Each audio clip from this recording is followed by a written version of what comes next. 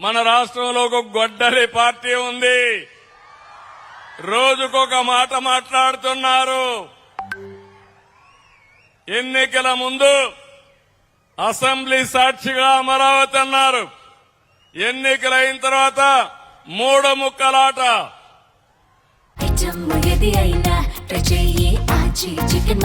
ఆచి చికెన్ మసాలా. మూడు రాజధానులు అన్నారు. ఎన్నికలు అయిపోయినాయి. ఇప్పుడు మ్యావిగన్ అంట.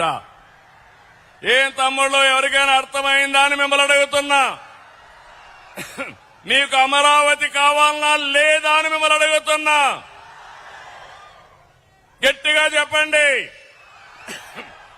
మన రాజధాని మన రాజధాని మన రాజధాని మన రాజధానికి కేంద్రం సహకరించింది.